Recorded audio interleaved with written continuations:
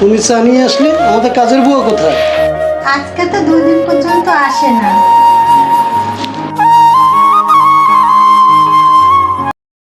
দেখো রাব্বির আম্মু, ছেলে তো আমাদের 10টা না 5টা নয়, একটি মাত্র ছেলে। ছেলে কখন বের হয়, কখন বাসায় ঢোকে, এটা একটু খেয়াল নিয়ে।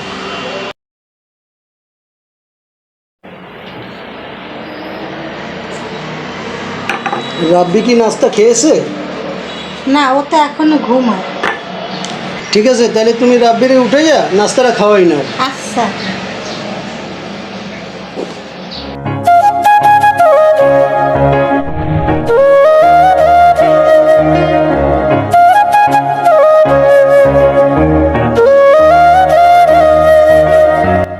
যাবেন? এই মামা যাবেন? মামা মামা যাবেন? হ্যাঁ যাবো। আগে আমি ডাকতেছি না মামা। ওরা আগে ডাক দিয়েছে। আচ্ছা ঠিক আছে, যান তাহলে নিয়ে যান।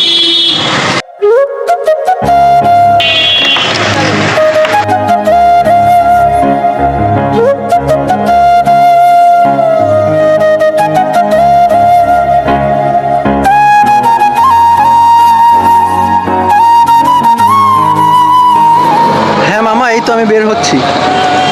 এই রিক্সা মামা যাবেন?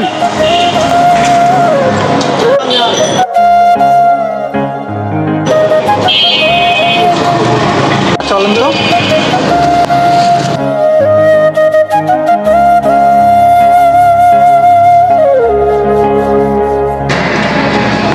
মামা একটু রাখেন তো। ভাই আমাকে একটু লিফট দিবেন? আমার না অনেক দেরি হয়ে গেছে। কোথায় যাবেন আপনি? এই তো সামনেই যাব। ঠিক আছে, আমিও তো সামনে যাব। ওঠেন মামা, যান।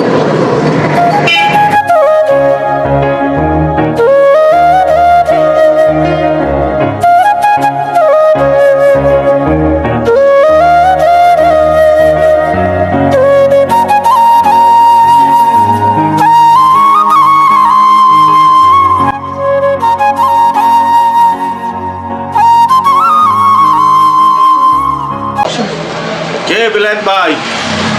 চা আমি চাইলাম, চা ওই পেশে দিলেন, কোনো টেনশনে আছেন? হ্যাঁ ভাই, টেনশনে আছি। আমার মেয়েটা মেডিকেলে ভর্তি, কিন্তু ব্লাডের দরকার। ব্লাডটা কোথাও পাইতেছি না, টেনশন ভোগ করতেছেন। এই বিরাট ভাই, আপনি কি টেনশন ভোগ করতেছেন কা? আপনি কি বিরাট লাগবে? জি ভাই। যে আমাকে ওই সাইবুল ভাইয়ের ছেলেই তো এই বিরাটের গ্রুপে কাজ করে। এটা চাইলে পাওয়া যায়? হ্যাঁ হ্যাঁ, তার সাথে আমি আলাপ করি। সাইফুল ভাই ছেলের নাম্বার কি আমার দ্বারা আছে? নাম্বারে দেওয়া যায়? ঠিক আছে, হ্যাঁ দেওয়া যায়। সেটা নাম্বারটা আমার দিন তো ভাই, সংগ্রহ করে আমার আচ্ছা আচ্ছা, ঠিক আছে। খুব উপকার হবে ভাই আমার।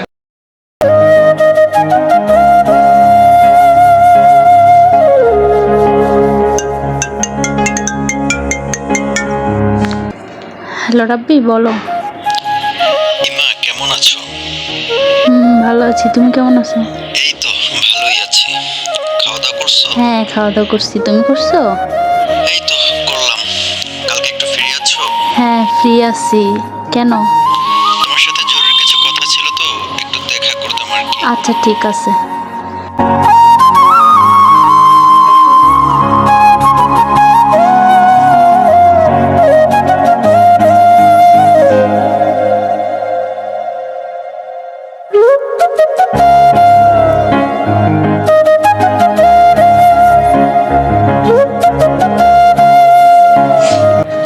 ইমা, এখান থেকে পানির দূরত্বটা কতটুকু? অনেকখানি। কেন? ধরো আমি যদি পানিতে পড়ে যাই, তাহলে কি মারা যাব? না, কেন তুমি মারা যাবে কেন? সাঁতার কেটে তুমি কুলে তীরে চলে আসবে। কিন্তু আমি তো সাঁতার জানি না। সাঁতার না জানলে তো তুমি মারাই যাবে।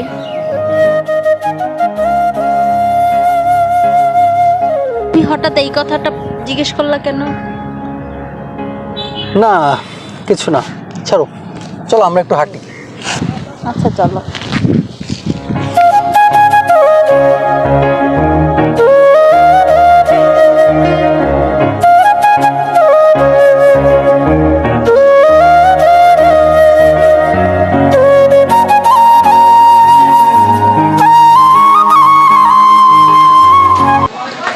আসসালামু আলাইকুম। ওয়ালাইকুম সালাম। বিলাত ভাই এটা চা দেন তোমারে। ভাই আমি তো একটা ছেলেই জন্ম দিয়েছেন ভাই। কেন ভাই, আমার ছেলে কি আপনার কোনো সমস্যা করছে? না ভাই, আমার ছেলের সমস্যা কেন, আমার একটা দিন এমন একটা উপকার করছে, আমার মেয়ের বিরাট লাগছে, সেই বিরাটটা আমার ছেলে সংগ্রহ করে দিচ্ছে, আমার ভালো একটা উপকার করছে ভাই আমার। আচ্ছা আসলে কি ভাই, আমার ছেলে তো এই রক্তের ব্যাপারে ও ই করে যে এই জন্য হয়তো আপনার এটা সংগ্রহ করে দিতেছে। আচ্ছা ঠিক আছে, যখন আপনার মেয়ে সুস্থ, আল্লাহর রহমতে আমিও খুশি এই ব্যাপারে। তা ভাই এটা আমার মনে থাকবে আর কি, এই উপকারের কথা মনে থাকবে আমার। আচ্ছা ঠিক আছে, ঠিক আছে বিলাত ভাই, তাহলে এখন আসি। আচ্ছা ঠিক ভাই, আমি দৈনিক আইয়া চা খাইয়ে দেন ভাই। আচ্ছা ঠিক আছে ভাইয়া, ঠিক আচ্ছা আছে, ঠিক আছে, আল্লাহ হাফেজ। আল্লাহ হাফেজ। এক্সকিউজ মি ভাইয়া, ভাইয়া এটা কেমন হবে যে চিকেন, তারপর আপনার হচ্ছে গিয়ে ফিশ ফিঙ্গার, এটা কেমন হবে? অবশ্যই ভালো হবে। এটা কি পাওয়া যাবে এখন? জি পাওয়া যাবে। আপনারা কাজ সবসময় করেন, পাওয়া যাবে। আপনারা ফ্রাইড দেন, জি তারপরে একটা চিকেন, আচ্ছা আচ্ছা একটা ফিশ ফিঙ্গার, আর একটা চিকেন পপ দিয়ে দেন, আচ্ছা ঠিক আছে? চারটা। তাড়াতাড়ি পাওয়া যাবে? জি একটু একটু সময় লাগবে। জি ভাইয়া, থ্যাংক ইউ। ইমা, আমরা ফ্রেন্ডরা চলো কোথাও একটা ঘুরে আসি, এই ধরো কক্সেস বাজার, সাজেক ভ্যালি, হ্যাঁ কেমন হয় তাইলে?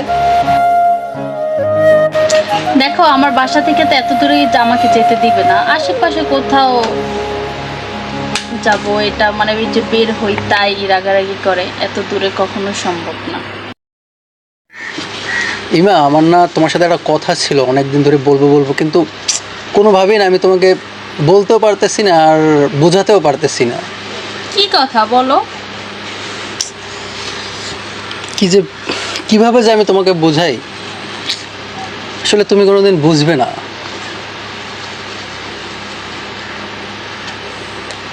এমন কি কথা যেটা আমি বুঝতে পারবো না, তুমিও বলতে পারতেছো না?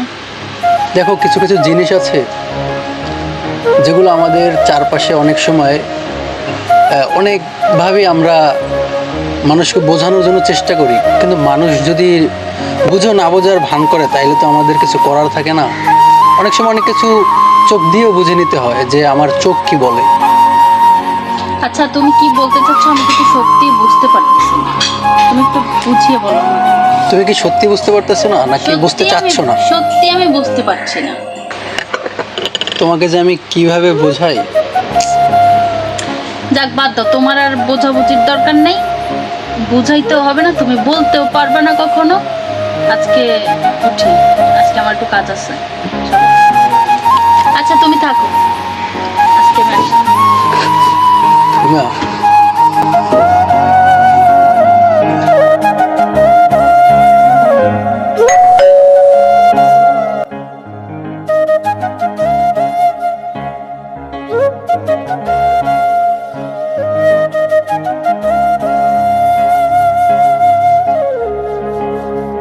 দেখো রাব্বির আম্মু, আসলে আমাদের ছেলে নিয়ে খুব দুশ্চিন্তায় ছিলাম, কিন্তু না, আমি গতকালকে বাজার থেকে আসার সময় আমাদের চায়ের দোকানদার যে বেলায়েত ভাই আছে না, সে আর কি বলল যে অনেক প্রশংসা করলো আমাদের রাব্বির।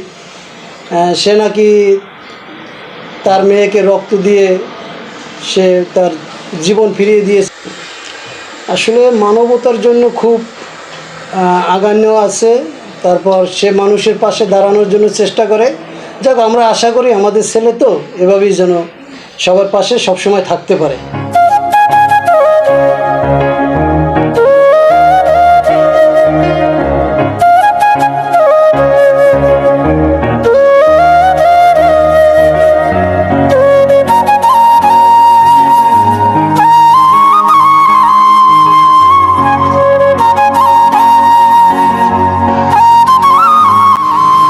কেমন আছো ইমা?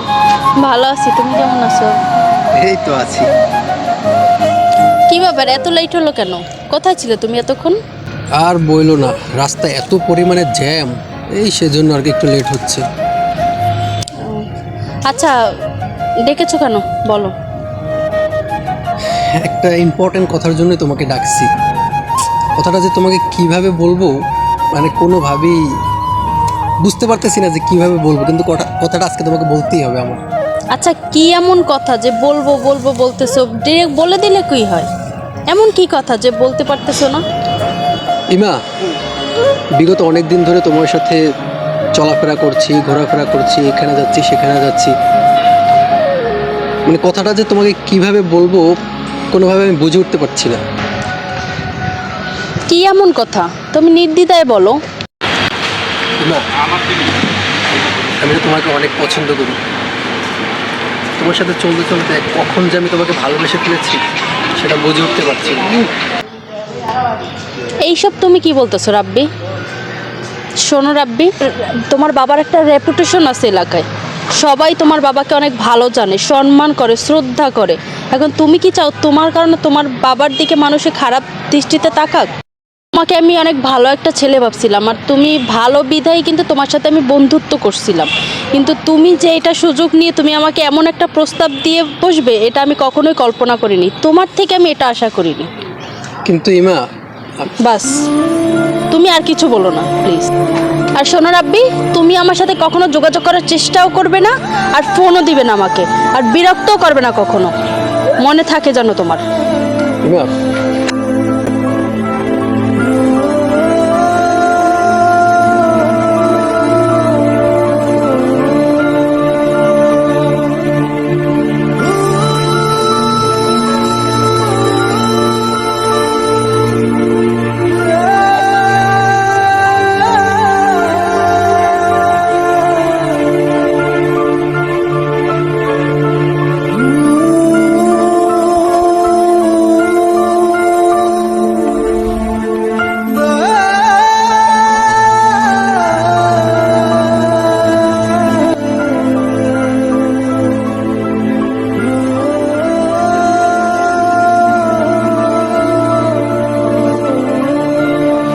ইমন ভাই দাঁড়ান তো। জি বলো রিয়া। আপনার ফ্রেন্ড রাব্বি ভাইয়ের কি খবর?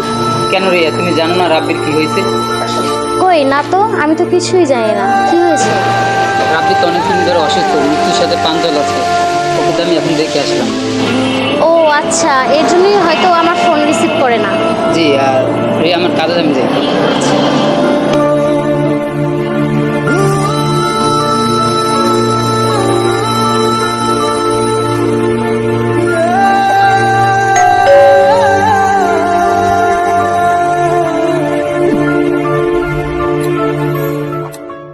আসসালামু আলাইকুম আন্টি। ওয়ালাইকুম আসসালাম। ও রিয়া, তুমি ভিতরে আসো।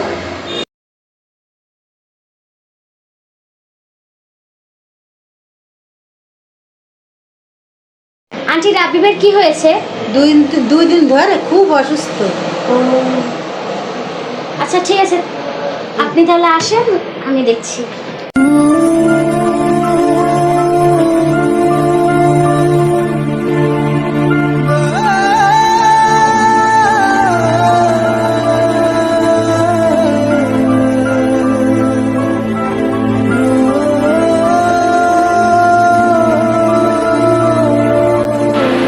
ভাইয়া তুমি এখানে?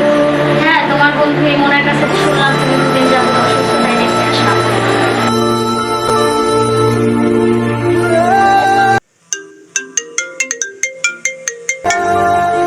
হ্যালো ইমা, হ্যাঁ কি হয়েছে বল। আমাদের ক্লাসমেট সুমন ছিল না, ও না সুইসাইড করছে। কি? কেন, কি হয়েছে হঠাৎ এরকম? ও একটা মেয়ের সাথে রিলেশন করছিল, ওই মেয়েটাকে ও পায় নাই, আর এই জন্যই ও সুইসাইড করছে। আচ্ছা ঠিক আছে, আমি আসতেছি, রাখ। আচ্ছা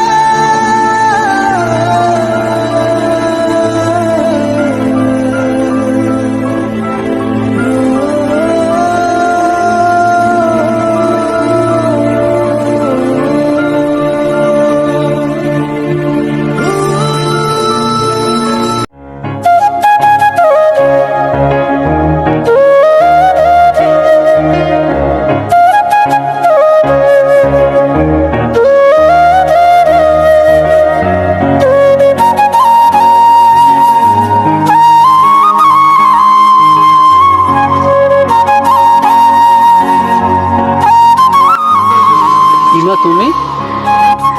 রাব্বি, তুমি আমার ফোন ধরো না কেন? তোমার সাথে আমার জরুরি অনেক কথা আছে। এতবার ফোন দিচ্ছি। তোমার সাথে আমারও জরুরি কিছু কথা ছিল। তুমি এসেছো, ভালোই হয়েছে।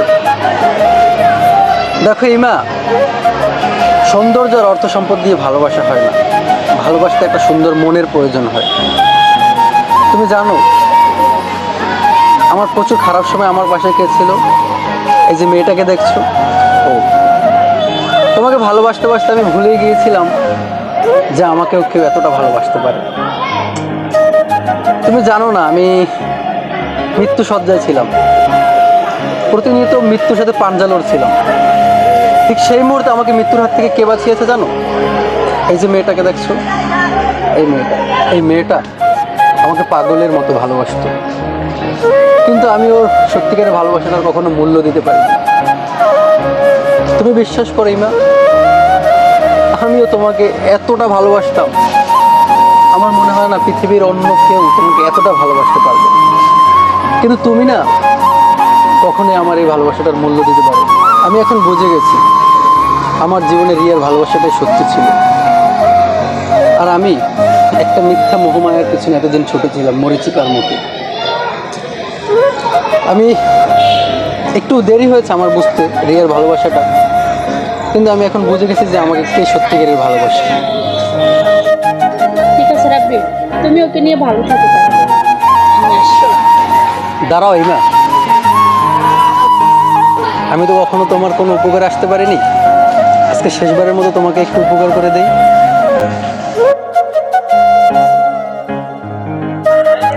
তুমিও ভালো থেকো।